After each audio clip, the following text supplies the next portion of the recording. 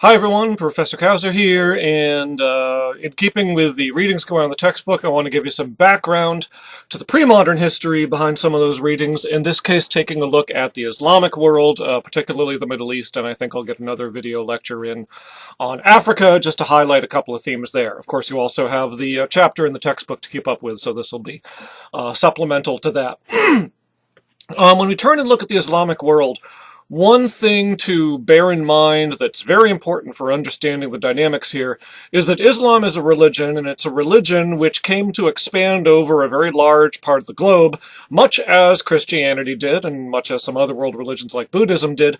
And so because of that, Islam is the common factor that is shared between cultures over a very wide area. That's why we talk about the Islamic world, right? All the various parts of the world where the most common religion is Islam. That includes Northern Africa, that includes the Middle East, that stretches out to the borders of India, that includes a great deal of Africa, south of the Sahara Desert, right down along the Indian Ocean. That includes areas out to places like Malaysia and Indonesia.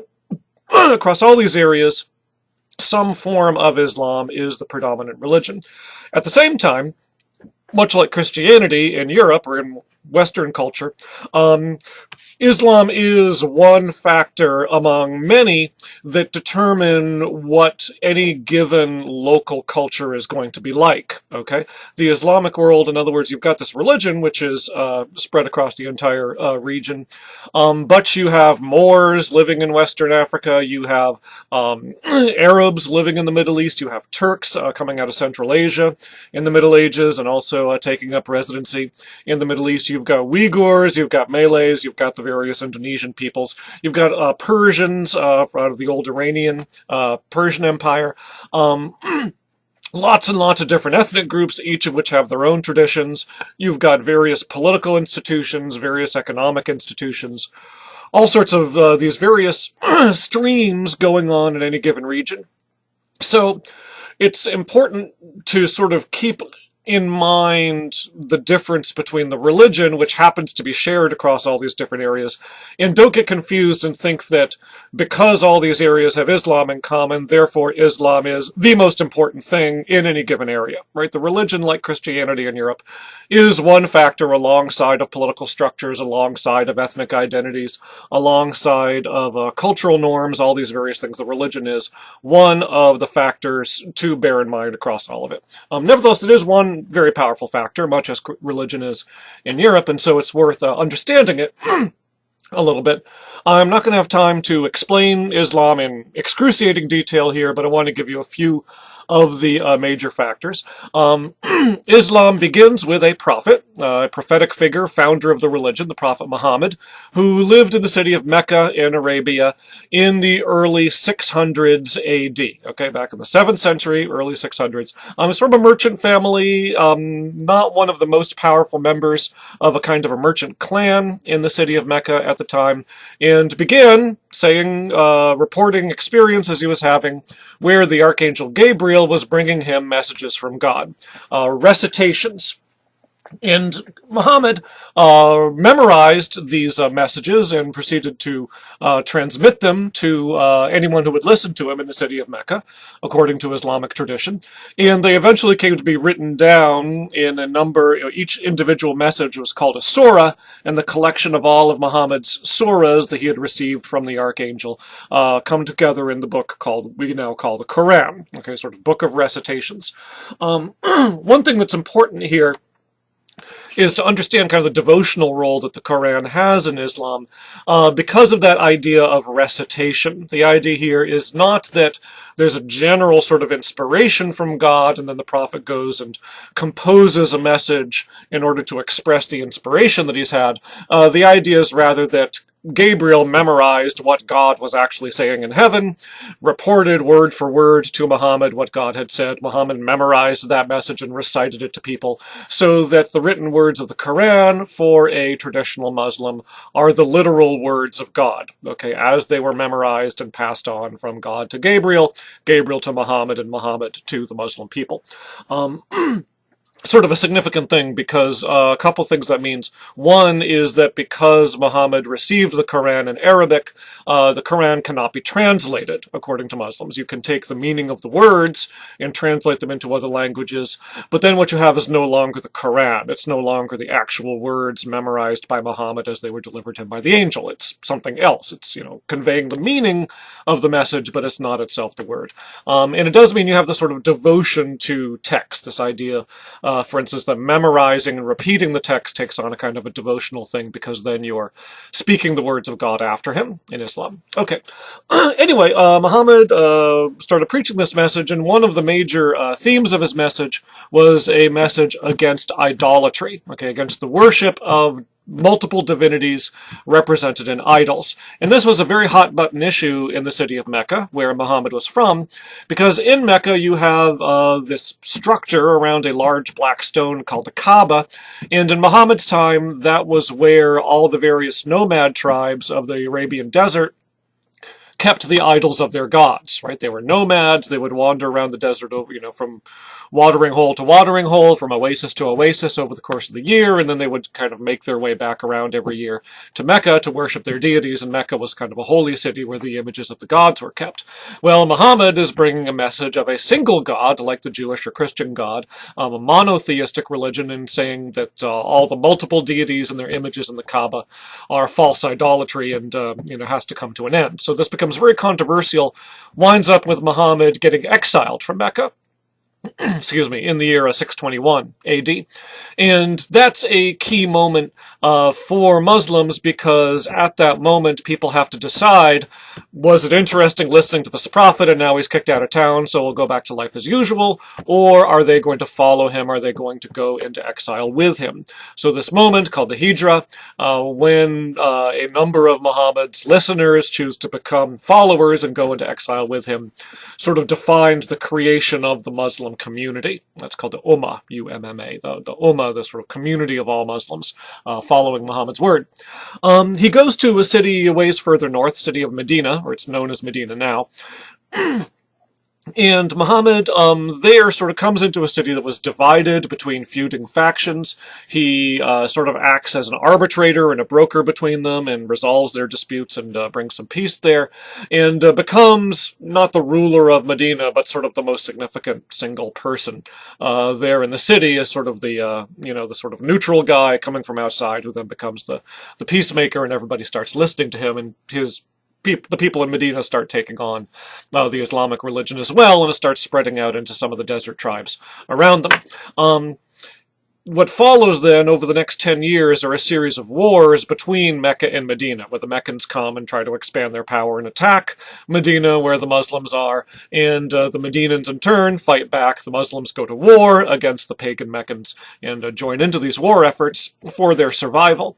That explains, by the way, a lot of why some of the elements of the Quran are there, why the idea of jihad and religious warfare and struggle are there in the Quran, because in context what's going on is the Muslims in the city that's adopted them are under attack and they have to go out to war to save their religion and save their community. And so you get a lot of very fierce passages in the Quran where God is telling Muhammad and telling the other believers, you have to go to war, there'll be rewards in heaven for those who fight and those who die for the faith. And that's sort of there as part of Islam from the beginning as a result of this struggle that characterizes the first decade or so. The Medinans wind up fending off the Meccans in the first couple of wars, and they win the third one, and wind up marching back down to Mecca. And after 10 years of exile, Muhammad actually enters his home city at the head of an army in triumph. And the first thing he does is to go down to the Kaaba, have all the idols destroyed, purifies it from all the polytheistic worship that's going on there, and it then becomes the pilgrimage shrine of Islam. It's going to be a key thing. Muhammad only lives a couple of years after that. He dies in 634 AD, and that sort of leaves the Muslim followers with the question of what are they going to do now? The prophet's gone. What's next? Do we all sort of go back to life as usual, or are we going to continue forward in some way?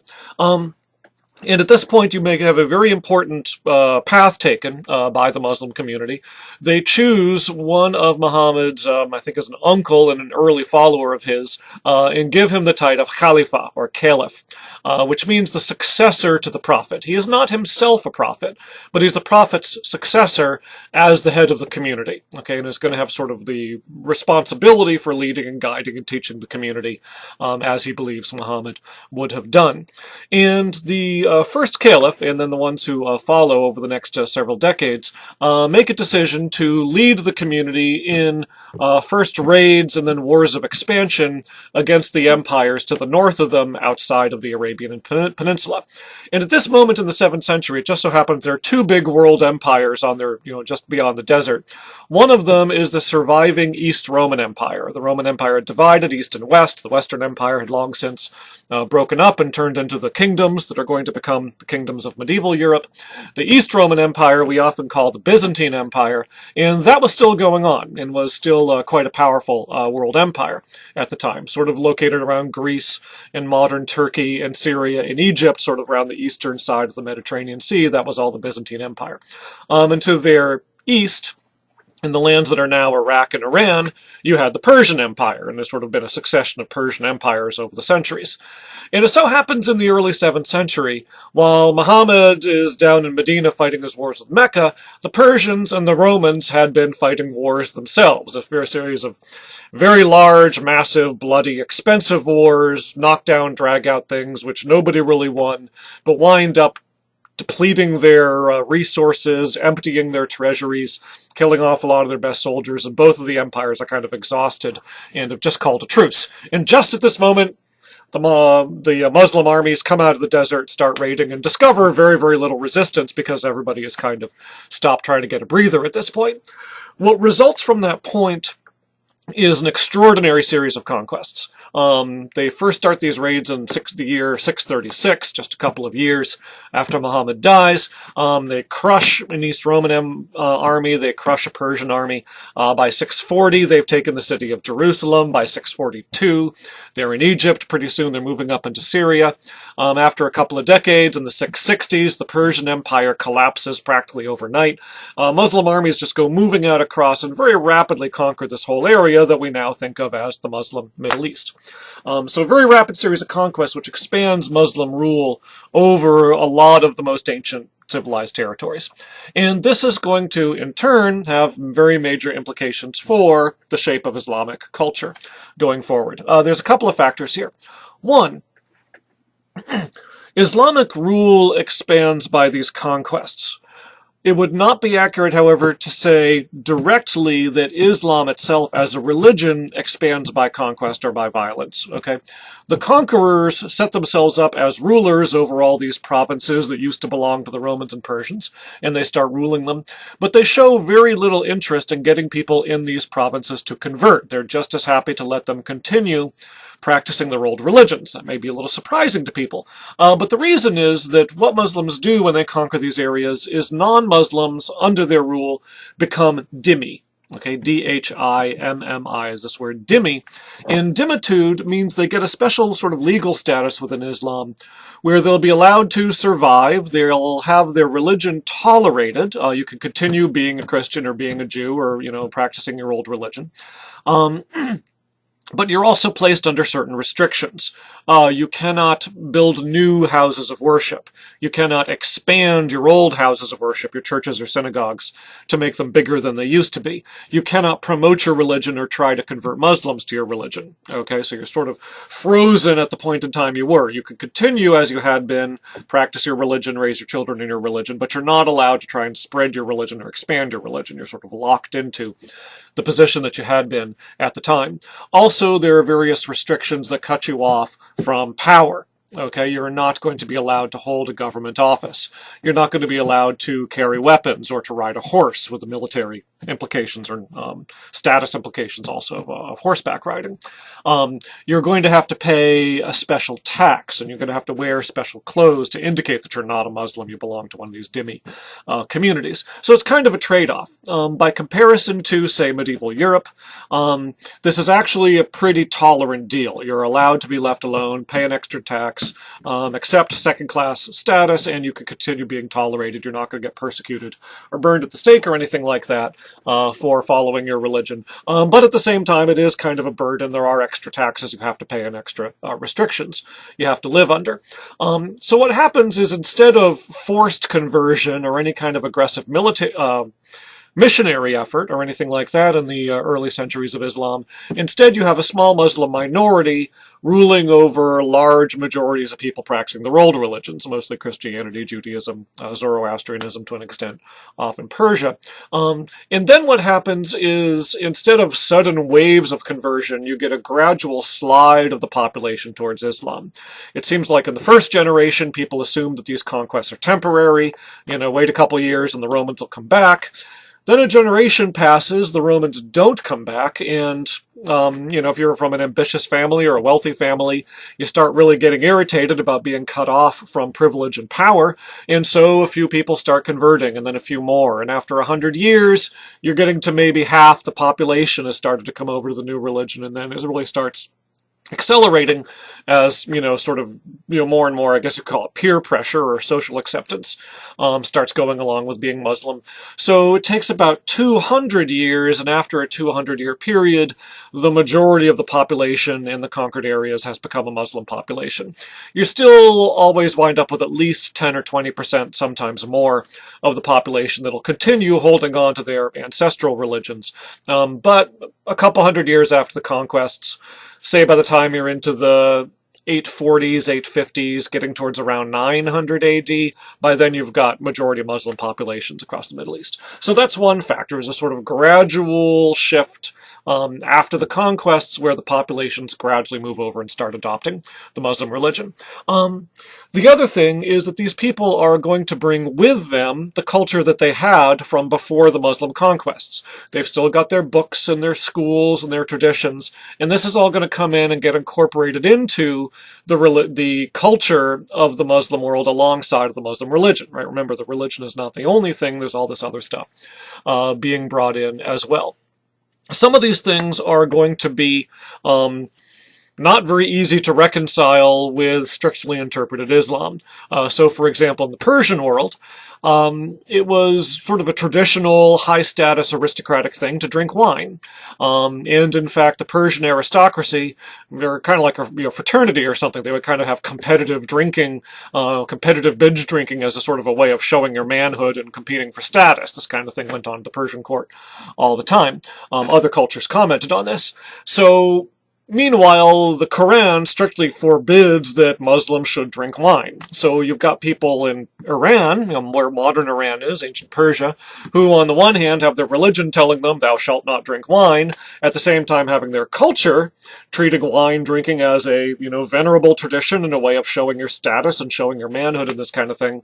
And you get people who, yeah, my religion says I shouldn't, but I do anyway, right? So this is an example of what I mean by saying you can't just say this is part of the Muslim world and therefore assume that the Islamic religion dictates everything there is to know about the entire society and everybody just, goes along with that one thing. There's all these other factors in the cultures as well. Another thing, which is from both of these, is both on the sort of Greco-Roman side, a lot of Greeks living under Roman rule, remember, that East Roman Empire was actually mostly Greek-speaking, and also on the Persian side, you have very strong educational culture. There's lots of philosophy, there's lots of science, there's lots of medical knowledge, astronomical knowledge, mathematics, architecture, all this kind of thing, and the Muslim rulers find themselves inheriting all these books, all these scholars, all this knowledge, all this sort of accumulated tradition of learning and wisdom and education that had been going on in the cultures previously, and they adopt it. By the time you get into the 800s, about the same time as the conversion process is completing, you start seeing a lot of projects to translate Greek and Persian learned books into Arabic, okay, and sort of getting this, this body of Arabic knowledge, which is really getting very sophisticated about math and science and technology and philosophy and all these other kinds of things. So this is going to be another very significant dimension. If you were to, sort of go take a look around the world in the year 1000 AD, even 1200 AD, and you looked at the various civilizations in the world and sort of tried to measure up, there's no real way to measure this, but if you tried to measure, who has the most sophisticated intellectual culture, who's the most advanced math, the most advanced science, the best medicine, the best doctors, all this kind of a thing, the answer pretty much would have been the Muslim world. Certainly far ahead of medieval Europe, arguably ahead of India and China, though they weren't too far behind. But the Muslim world really sort of a very sophisticated, very remarkable set of intellectual achievements going on there.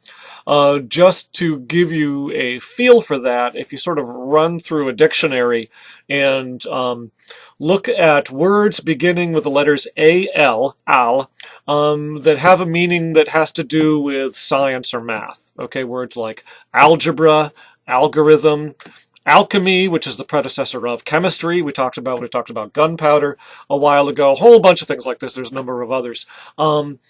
These are all words which originate in Arabic words. The word al just means the. Algebra is al-jibrat, the calculation. All these words come from Arabic, and they came into medieval Europe from translations out of Arabic originals. So this idea of an algorithm and algebra and all these other things. Europe actually sort of learned them from the Muslim world in the course of the Middle Ages. That sort of gives you some sense of how far ahead and how sophisticated the Muslim world was. So a whole number of things here which are very significant. Okay, and then finally, one last thing to talk about in the Muslim world, thinking about it as a religion, sort of, how does the religion how does its leadership and its structure work, and how does it affect people's lives? Islam is a very practical religion. You don't see a lot of Islamic theology the way you do in Christianity, where there's lots of kind of philosophical discussion and speculation and debate about the nature of God or the nature of salvation or something like that. The Muslim world doesn't do that very much.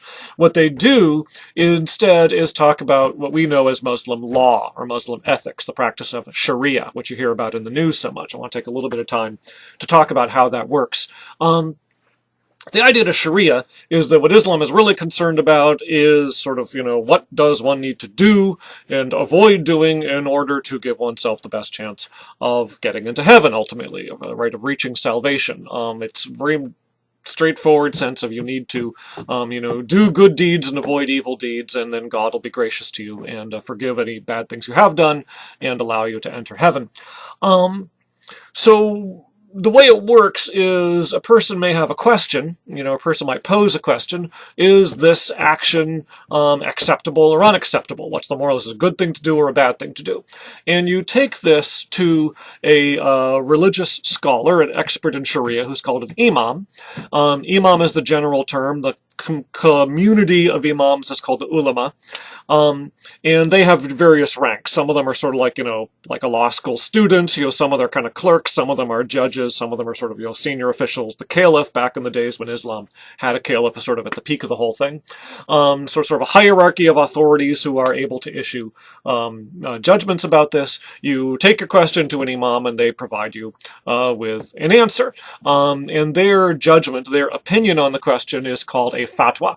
Okay, so a fatwa is a legal opinion under Sharia for the acceptability or unacceptability of a given action, and they will rank it on a 5-point scale. It's either absolutely forbidden, you can't do it at all, or it's discouraged, is something that you shouldn't do, or it's something which is neutral and doesn't have any real particular standing, or it's something that's recommended, although you don't have to do it, or highest of all is something that's absolutely required. The Quran says that all good Muslims have to do this thing. So the fatwa will rank whatever you are thinking about doing, and that gives you your decision. I'm going to pause this video here to deal with some stuff at home, and I'll post a second one to go along. Thank you.